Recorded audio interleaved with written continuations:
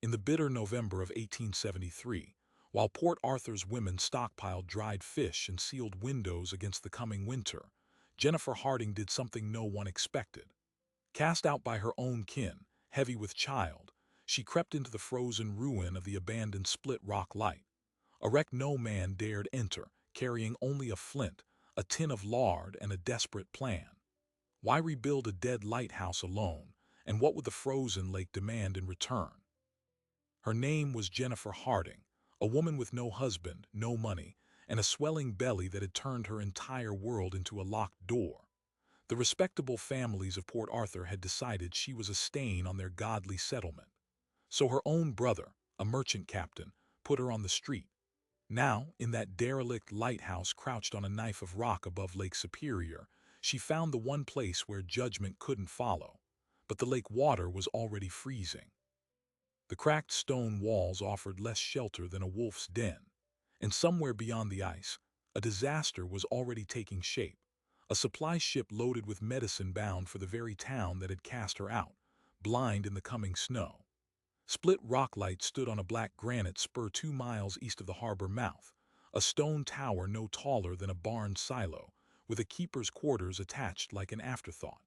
The light had been dead for 3 years by the time Jennifer Harding crawled through its broken door.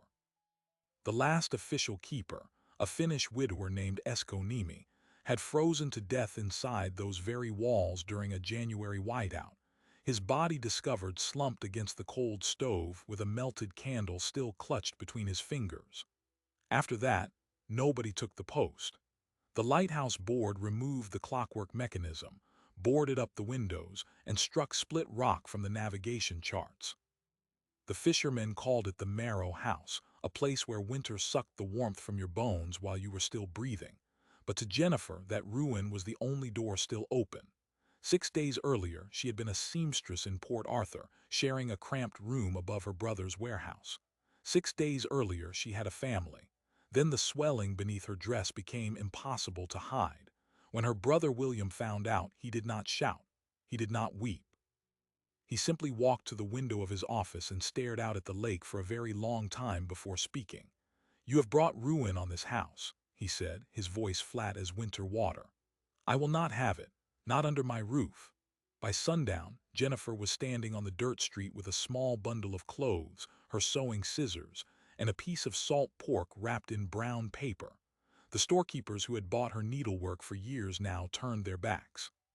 The church ladies who had praised her hemming at Sunday service whispered behind cupped hands. A pregnant, unmarried woman was not merely a scandal. She was a contagion, and the cure was exile.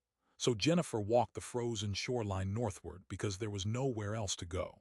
She remembered the old lighthouse from stories her father used to tell. Before his death, he had been a lampist with the United States Lighthouse Establishment, traveling the Great Lakes to polish lenses and calibrate oil valves. He had once described Split Rock as a poor, lonesome light, with a first-order Fresnel lens that had been shipped all the way from Paris, now left to rot. That lens, he said, could throw a beam 12 miles across the water if only someone still cared to light it. Jennifer had listened closely as a girl because her father believed knowledge was the only inheritance a woman could keep. She never imagined she would need it. The first night inside the Marrow House nearly killed her. The temperature dropped to 10 below zero before midnight. The walls were thick stone, but the mortar had cracked into spiderwebs, and the wind keened through every gap like a living thing searching for weakness. She had no firewood, no candle, only the flint and the tin of lard her father had once taught her to use for a primitive lamp. She tore a strip from her petticoat, soaked it in the congealed fat, and struck a spark until it caught. In that weak, greasy glow, she saw the rest of the ruin. A collapsed cot frame, a shattered oil cistern, snow sifting through the rotted roof boards, and in the corner beneath a crust of frozen guano, the great lens itself. The Fresnel lens stood taller than her shoulders, a beehive of concentric glass rings arranged with mathematical precision, each prism catching her small flame and scattering it into 100 tiny sparks. Even dead, it was beautiful. Something about seeing it there, abandoned but unbroken, steadied her. She pulled her shawl tight around her belly and began to plan. By morning, A stray dog had found her. He was a big, raw-boned hound the color of old rust, with one torn ear and ribs showing through his coat. Jennifer named him Flint. He lay down across the threshold as if guarding the door, and from that moment forward she was no longer entirely alone. The dog became her shadow, her warmth during the long, cold nights, and the only living soul who did not look at her with judgment. Over the next 2 weeks, Jennifer set to work. She scavenged driftwood from the frozen beach, prying planks from wrecked fishing skiffs that the lake had chewed and spat out. She repaired the stovepipe with salvaged tin and clay from the creek bed, using her sewing scissors as shears. She dragged chunks of coal from the collapsed supply bunker, chipping away the ice with a piece of granite until her fingers bled through the rag bandages. And always, she returned to the lens. Her father had taught her that a Fresnel lens was not magic. It was a machine. Brass pins, mercury floats, drive weights. Most of the original mechanism had been stripped away, but she discovered a hand-cranked generator in the fog signal shed, left behind because it was too heavy to move. If she could rig it to a pulley and counterweight, she might spin the lens without the clockwork. The idea was wild, desperate, and physically punishing for a woman 7 months gone with child. But every time she paused, the truth of her situation reasserted itself. There was no rescue coming. No one cared if she lived or died inside that tower. The only person who could save her was herself. One afternoon in early December, a fisherman named Tobias Crane spotted smoke rising from the lighthouse chimney while hauling nets near the point. He poled his skiff through the shore ice and climbed up to investigate. When he saw Jennifer standing in the doorway, great with child and holding a rusted shovel like a weapon, he crossed himself. "That place is cursed, girl," he said, his voice low and urgent. "You stay here, the cold will take you, or something worse." Jennifer did not answer.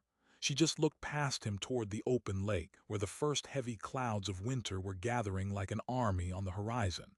Tobias shook his head and left. By nightfall, word had spread through Port Arthur that the dead light had a new keeper. But the whispers did not ask who. The whispers asked how long before the lake claimed another fool. The first real test came on the 8th of December. A northwesterly gale roared down from the Canadian Shield, driving ice crystals horizontally across the point with enough force to strip paint from wood. Jennifer had stacked all her salvaged planks against the door, but the wind tore through the upper windows, shattering the remaining glass. The lamp inside the lens, her little lard flame, went out instantly. She spent 6 hours crouched in the lee of the stone stairwell, Flint pressed against her side, while the tower screamed around her. Sometime before dawn, a section of the keeper's roof collapsed, dumping 1,000 pounds of snow and ice onto the floor below. When the storm finally passed, she crawled out to find her wood pile scattered, the coal bunker buried, and the lens cover cracked. For the first time since her exile, Jennifer wept. Not from pain, but from the realization that winter had not even properly begun, and she was already losing. But that morning, as she cleared the debris, she noticed something odd. The gale had stripped away a false panel in the floor, revealing a hidden root cellar she had not known existed. Inside, wrapped in oilcloth, lay a small cache of supplies, a tin of lamp oil, a coil of copper wire, and a logbook. The logbook belonged to Esconimi, the frozen keeper. Its pages were filled with meticulous records of barometric pressure, ice thickness, and light operations, but also something else. In the margins, he had sketched modifications. A simpler pulley system, a way to run the light using rainwater and weight alone. Jennifer read the dead man's notes by the light of her guttering lard lamp, and slowly her despair hardened into something else. Not hope exactly, determination. Nimi had spent his final winter trying to bring the light back to life. He had failed only because he ran out of time. She would finish what he started. The work consumed her. She rebuilt the pulley system using scavenged chain from a broken windlass. She replaced the cracked lens cover with 2 layers of thin isinglass from a dried fish barrel, stitched together with waxed thread. She hand-cranked the generator until her shoulders screamed, charging the copper mechanism that would spin the light. And every night, she climbed to the gallery deck and stared out across the black water, counting the distant pinpricks of ship lights that moved through the channels. She knew the winter freighting season was closing fast. Soon the ice would lock the harbor tight. And somewhere out there, her brother's ship, the Lily Me, was still making its final run with a cargo that the town desperately needed.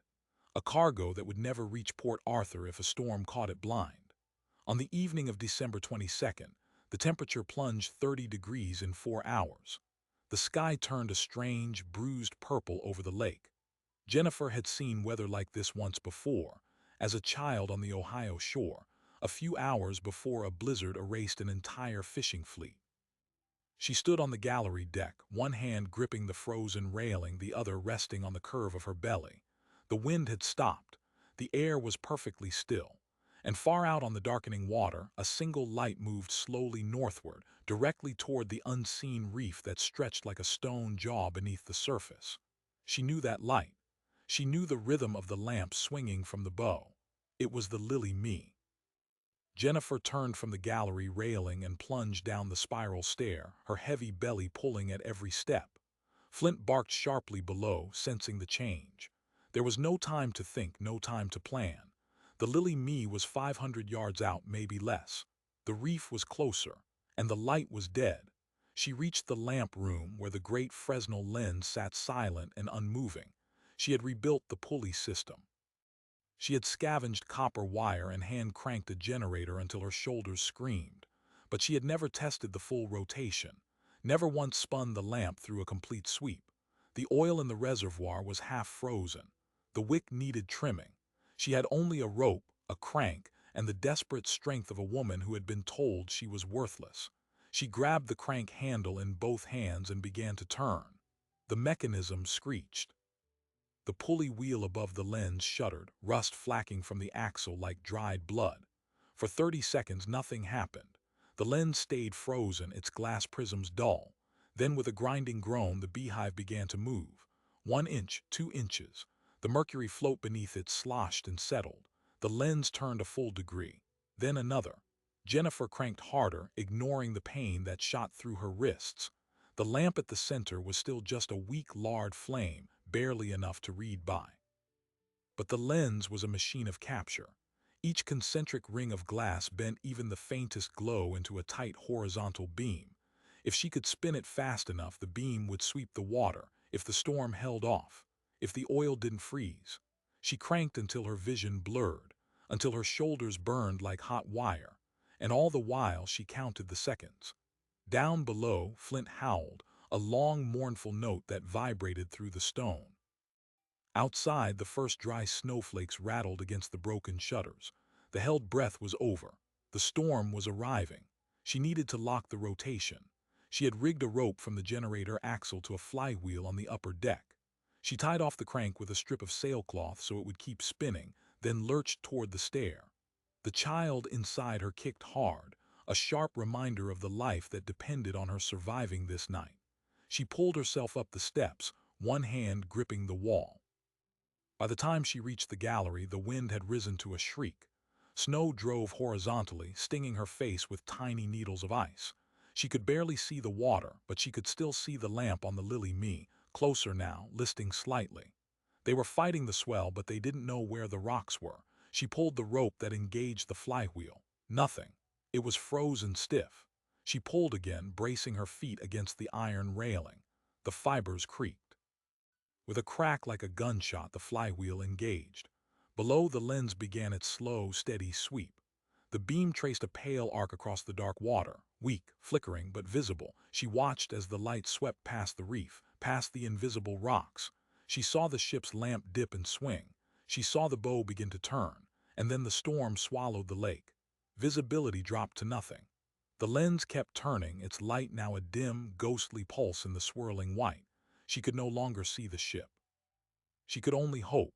She sagged against the railing, snow piling on her shoulders, and realized she was crying, not from relief, from the knowledge that even if the ship survived, she might not. The door below was frozen shut. The cold was seeping into her bones, and the baby was coming. She had held back the truth as long as she could. The cramps had started that morning, low and insistent, but she had pushed them aside. There was too much to finish. Now standing in the howling dark, she felt the first real contraction ripple across her belly, a wave of pain that stole her breath. She was 7 months gone. This child was not due for 6 more weeks. If she gave birth alone on that gallery, neither of them would live. She dragged herself to the hatch, clawing at the ice that sealed it. Her fingers were numb. She beat at the metal until the skin split. The dog barked frantically below. Then the hatch gave way. She half fell down the stair, landing hard on the stone floor. The pain radiated through her spine. She lay there for a long moment, breathing the smell of oil and hot brass. The lens turned above her, its mechanism groaning. She listened to that sound like a heartbeat. It was still working. Sometime later, hours maybe, she became aware of a change. The wind was still roaring, but the pressure against the walls had eased. The blizzard was moving on. She crawled to the window. The snow had stopped driving sideways. It fell now in thick, heavy curtains, and far out on the lake, where the reef should have been, she saw a dark shape. A ship, not broken on the rocks, riding at anchor in the lee of the point. The Lily Me was still afloat. Then she saw a small boat being lowered. 2 men pulling oars, heading for the shore below. They had seen the light and they were coming. William Harding had spent the night watching his ship drift toward death. He had been below deck, checking the lashings on the medicine crates when the lookout shouted. The storm came out of nowhere, a wall of white that erased the world. The compass spun useless. The wind pushed them sideways toward the reef, and he was about to give the order to abandon ship. That order would have meant leaving the crates of quinine and opium powder to the lake, letting the fever season that always followed a hard winter devour Port Arthur. And then through the blizzard he saw it. A light, faint and reedy, a pale yellow beam sweeping the water. Not a star. A lighthouse. William knew every light on the lake. This one was not supposed to exist. Split Rock had been dead for years, but the beam was real, and it was the only thing that told him which way was safe. He hauled the wheel hard to port, bringing the ship around, and followed that beam like a lifeline. The reef passed by close enough to hear the waves crashing. They slipped into the sheltered water behind the point. When the blizzard cleared enough to see the shore, William stared at the old lighthouse. Smoke rose from the chimney. The lamp in the tower was still turning, a thin, stubborn signal against the gray dawn. Someone was inside. Someone had lit the dead light. He climbed the rocks now, his boots slipping on the ice. The fisherman Tobias Crane had rowed him in. Crane had seen the smoke days earlier. He knew who was inside. He said nothing, but his silence was heavy with judgment. They reached the door of the keeper's quarters, still hanging crooked on one hinge. William pushed it open. Inside, the air was thick with the smell of lamp oil and wood smoke, and something else, the unmistakable iron tang of blood. Flint growled low from a corner but didn't move. And there, on a bed of salvaged sailcloth near the stove, lay Jennifer. Pale, trembling, a roughly tied cloth wrapped around her lower body.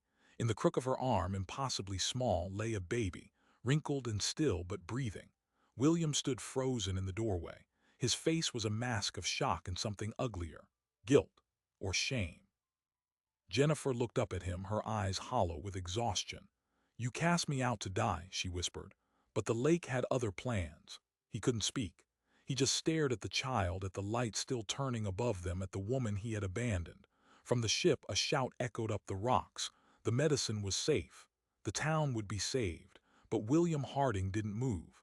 He just stood there, the debt of his own life pressing down on him like the weight of the ice. What does a man do when the sister he sentenced to death becomes the only reason he's still alive? That question would hang over Port Arthur for the rest of that winter. And the answer, when it came, would rewrite everything the town believed about sin, salvation, and the cold, unforgiving justice of the lake. But first, Jennifer and her newborn had to survive the season in a tower that was still little more than a frozen tomb. The hardest days were still ahead. The child was a girl, born too soon and too small, her cry barely louder than the wind that still moaned through the broken shutters. Jennifer named her Hope, not because she felt hopeful, but because naming her anything else felt like surrendering to the dark. She wrapped the infant in a torn piece of her own shawl and held her against her chest, skin to skin, the way her mother had taught her before the fever took her. Flint lay across the doorway, his brown eyes watchful, guarding against a world that had already tried to kill them both. William had retreated to the ship that first morning, unable to meet Jennifer's gaze. He sent back a small wooden crate with Tobias Crane, tinned milk, a sack of coarse flour, and a scrap of paper with no signature, only the words, "I will return." Jennifer burned the paper in the stove. She had no use for his promises, but the winter had no interest in mercy. The cold that followed the blizzard was the kind that cracked iron nails and turned breath to ice before it left your lips. The tower walls wept frost. The coal she had scavenged was running low, and little Hope's breathing grew labored on the third day, a wet, rattling sound that Jennifer recognized from the tenement sicknesses she had seen in Port Arthur. The child's lungs were not ready. They needed medicine, the very medicine that sat crated in the hold of the Lily Me, bound for the town that had cast her out. Tobias Crane came again, bringing a small pot of fish broth his wife had sent. He was a rough man, silent by nature, but something in his face softened when he saw the infant struggling at Jennifer's breast. "There's a surgeon aboard the Lily Me," he said quietly. "Dr. Everett. He's got opium powder for the cough, quinine for fever, but he won't come ashore without the captain's order." Jennifer closed her eyes. She had sworn she would never ask her brother for anything again. But this wasn't about her pride. This was about a life smaller than a loaf of bread. She gave a single nod, and Tobias left to deliver the message. What happened next ignited a firestorm in Port Arthur. William Harding marched into the temporary infirmary that had been set up in the warehouse to treat winter sickness, and he did something no merchant captain had ever done. He demanded that medicine be diverted to the Lighthouse. The town council, a collection of stern-faced deacons and successful traders, refused. Mrs. Hester Croft, the head of the Ladies' Benevolent Society, and the woman who had first whispered that Jennifer Harding was a vessel of sin, spoke for many when she declared that to help her now would be to reward immorality. She chose her path, Hester said, her voice carrying through the meeting hall. The Lord will choose hers. William's hands shook at his sides. He had sat on that same council for 4 years, had nodded along with Hester Croft's moral pronouncements, had built his reputation on being a respectable man. Now that respectability was a noose around his neck. He looked around the room at the faces he had known all his life and said the words he had never dared speak. "She is my sister." The silence that followed was heavy enough to break bones. "I put her out. I told her she was dead to me. And last night when the blizzard came, it was her hand on the lamp that saved my ship. That saved all of you from the sickness that would have come without these supplies. You owe your lives to the woman you want to let die." The council did not bend easily, but they also knew that the Lily Me was the only supply ship that would make it through before the ice locked the lake entirely. If the captain refused to offload his cargo, the town would have nothing. Hester Croft's mouth tightened into a thin white line, but the other members shifted in their chairs. A compromise was reached. The surgeon would be permitted to treat the child, but Jennifer would receive no other aid.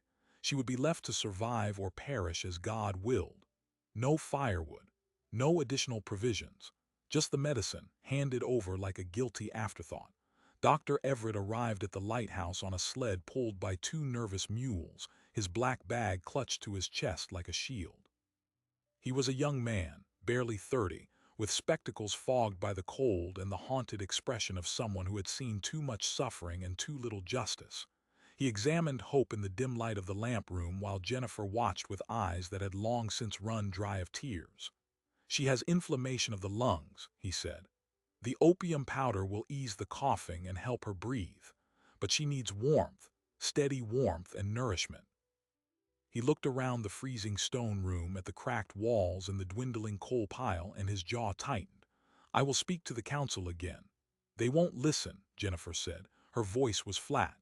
"I am the lesson they want to teach every other girl who might stray." Dr. Everett had no answer for that.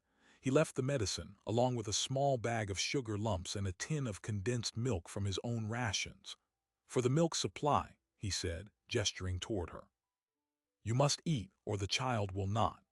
That night, alone again save for Flint and the slow sweep of the lens above her, Jennifer held Hope against her chest and fed her sugar water from a scrap of clean rag.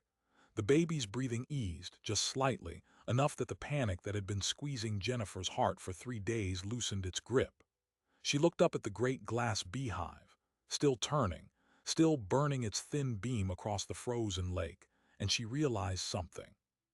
The lighthouse had become more than a refuge. It had become a witness. Every night it swept the water, announcing to the dark that someone was still here, still fighting. She also knew it would not last. The oil in the reservoir was down to a few inches. The coal was nearly gone. Dr. Everett had warned her that the council would not relent. In the logbook, Esconimi had written that the light required at least 3 gallons of oil per night in heavy weather, and that the coal bunker, when full, could heat the keeper's quarters for 2 months. She had already stretched 2 weeks of fuel into 3, burning driftwood when the stove would take it. But the driftwood was buried under fresh snow, and her strength was fatting. Then, on the 10th night after the blizzard, the lens stopped. Jennifer heard the silence before she saw it. The soft grinding of the pulley mechanism had become as constant as her own pulse. When it ceased, she lurched awake from a half-sleep, hope still nestled in the crook of her arm. She climbed the stair, her body screaming with exhaustion. The flywheel had seized again. This time it wasn't ice. The axle had warped from the cold and the constant strain. The rope that connected it to the crank below had snapped, whipping across the lamp room and shattering one of the outer prism panels. Glass shards glittered on the stone floor like a fallen constellation. She stared at the damage. The lens was still whole enough to hold a beam, but without rotation the light would be fixed. A fixed light was a danger, not a guide. Ships would mistake it for a sure fire and run aground trying to reach it. She had no tools to repair the axle, no spare rope strong enough to replace the drive. But she had Nimi's logbook, and in the margins, alongside the sketches of pulleys, there was something else. A note written in a different ink, almost as an afterthought. If the spindle fails, the manual crank under the gallery can be fitted to the secondary flywheel. A strong man can turn it for an hour. A woman could not. The words had been struck through, as if Nimi had decided they were useless. Jennifer read the note 3 times. A woman could not. She looked at Flint, who had followed her up the steps, his head cocked as if asking what she intended. She looked at the crank handle, a length of cold iron bolted to the floor. She looked at the rope dangling uselessly. Then she made her choice. She wrapped Hope tightly against her chest with the sailcloth, tying the sling behind her back. She positioned Flint beside the crank with a strip of dried fish as incentive, and she began to turn. The manual crank connected directly to the secondary flywheel, a smaller wheel that could spin the lens at half speed. It required immense force, a constant pressure that burned through her arms and back. She counted the rotations. 1, 2, 10, 50. After 100, her vision swam, but the lens was moving. The beam swept the water. She turned that crank every hour through the long night while the temperature fell to 30 below and the wind peeled shingles from the roof. She turned it until her hands bled through the rags. She turned it until the sun rose pale and indifferent over the frozen lake. And when morning came, the light was still sweeping. Tobias Crane saw that light from his skiff and knew something was wrong. The beam was slower than before, more labored, like a heartbeat struggling to hold on. He poled to shore and climbed the rocks. When he pushed open the door, he found Jennifer slumped against the crank, unconscious, her baby still breathing beneath the sailcloth wrap. Flint stood over them both, growling low, daring anyone to come closer. That image, the woman, the child, the dog, the slow-turning light above, would stay with Tobias Crane for the rest of his life. He carried Jennifer and Hope to the cot and built up the fire with wood from his own sled. Then he climbed to the lamp room, studied the broken flywheel, and began to work. He was not a lighthouse keeper. He was a fisherman. But he knew how to fix a winch, how to shim an axle with a sliver of whalebone, how to jury-rig a machine when the lake demanded it.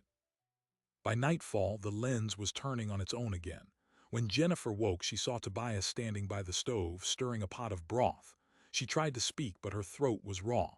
"Why?" she whispered. Tobias didn't turn around. "Because you did what no one else would," he said. "And because my wife had a child that came too soon and no one helped her either." The silence stretched between them for a long moment. "I'll bring wood," he said finally. "And I'll talk to the others. You shouldn't be alone out here." The news spread through Port Arthur in whispers and fragments. Tobias's wife told the baker's wife, who told the blacksmith, who told the minister. The woman in the lighthouse had kept the light turning by hand. She had saved the Lily Me, and she was saving it still, with nothing but a rusted crank and a will that refused to break. The council's cold decree began to look less like moral rectitude and more like cruelty. Hester Croft's influence, which had seemed so unshakable, now showed cracks. People began to leave bundles of firewood at the foot of the lighthouse rock, anonymous gifts left in the dark. And William Harding, who had started all of this with a single command to leave his house, found himself unable to sleep. Every night he stood on the deck of the Lily Me and watched the light sweep the water. Every night he saw his sister's face in the beam. The debt of his life was no longer a private burden. It had become the town's story, and soon the town would demand an accounting. The reckoning came not with a storm, but with the slow, grinding thaw of early April.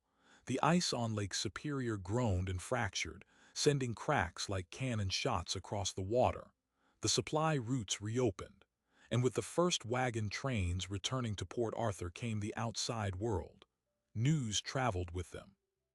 The story of a woman alone in a dead lighthouse, a baby born in a blizzard, and a light that had saved a ship full of medicine spread beyond the settlement like ripples from a dropped stone. William Harding had spent the winter anchored in a pit of his own making. Every day the Lily Me sat in the harbor, its cargo half distributed under the tight rationing of the council. Every day he looked at the lighthouse and saw the beam still sweeping. He had not returned to the tower since the morning of the birth. He could not face his sister's eyes, but the town had begun to talk about him, too. Not in the respectful tones reserved for a successful captain, but in the lower, harder register of men who have been lied to by one of their own. The story of how Jennifer came to be in the lighthouse had circulated in its entirety. Tobias Crane had seen to that. Quietly, without drama, Tobias had told the truth to anyone who asked. William Harding had put his pregnant sister out in the street. He had chosen his reputation over her life, and now that reputation was the very thing crumbling around him.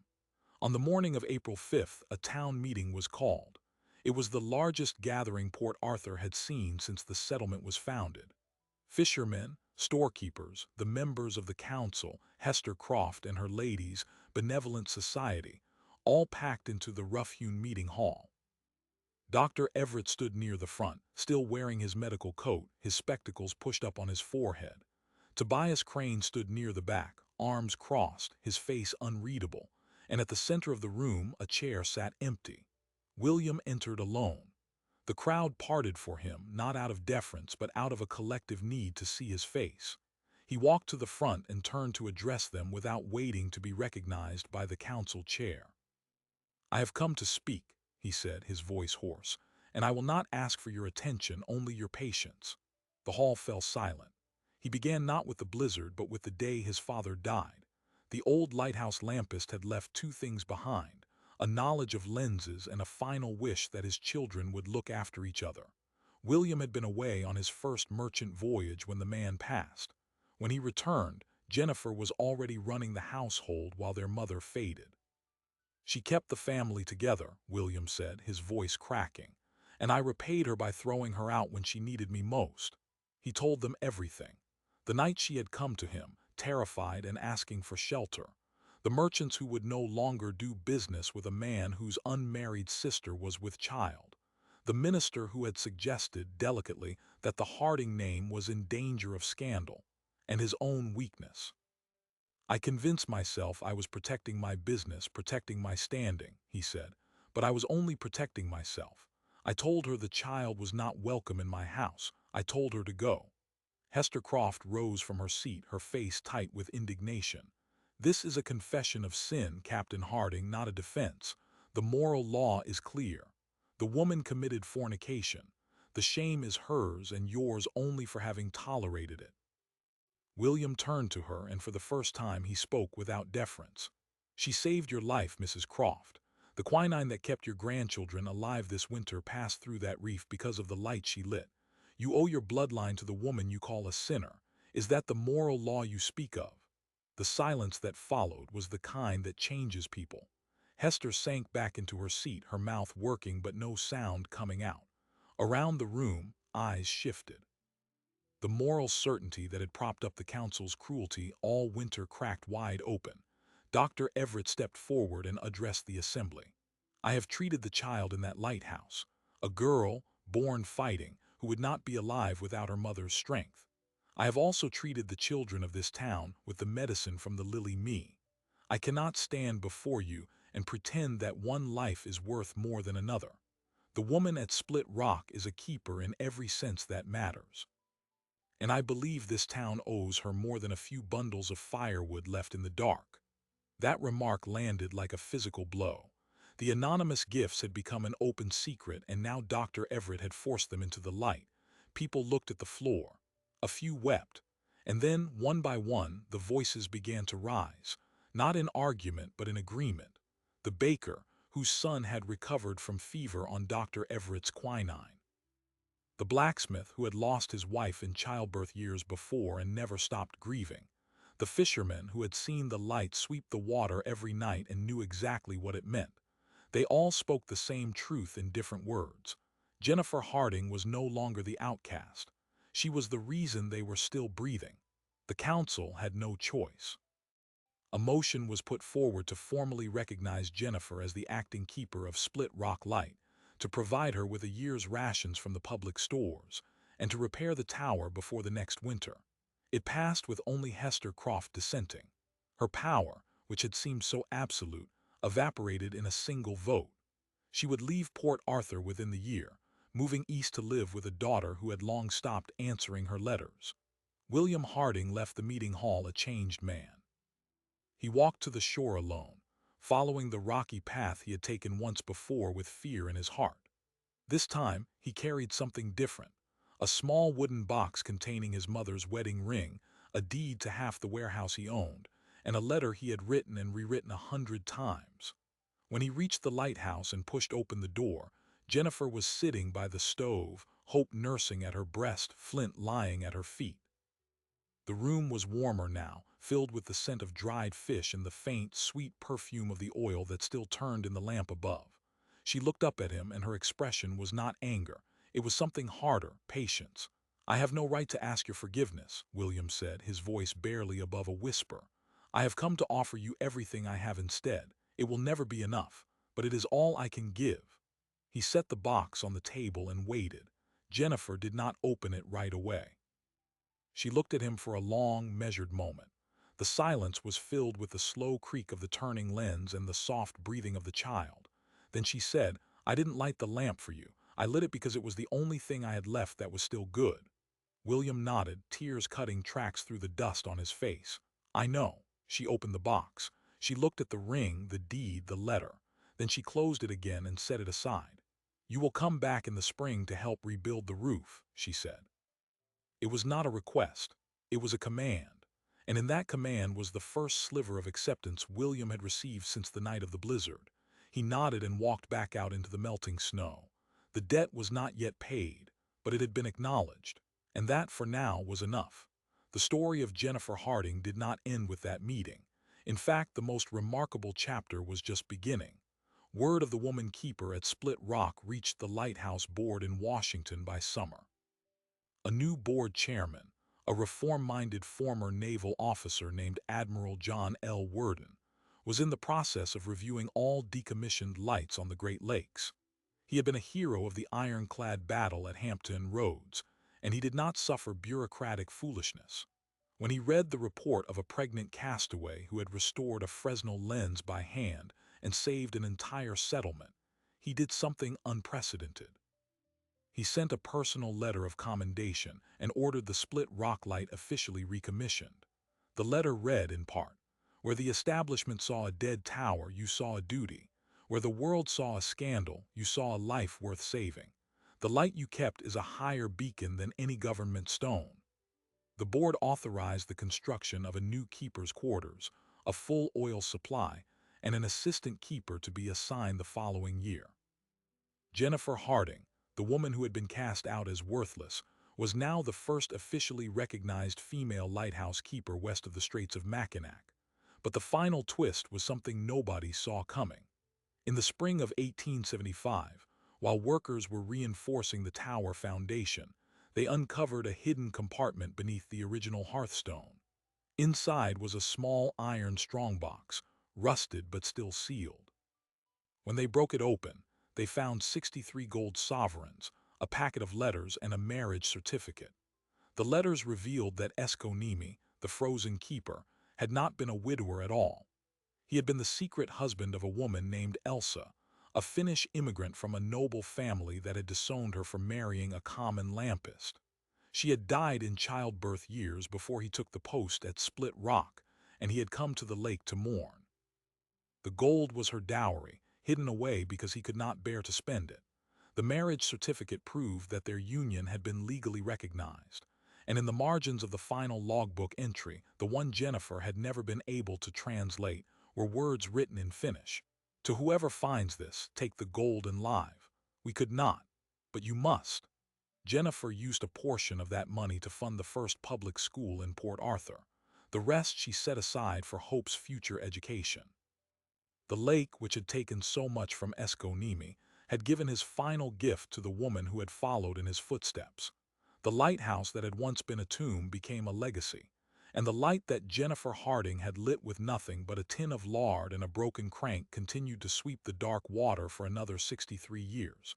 Ships passed safely through the channel. Families grew.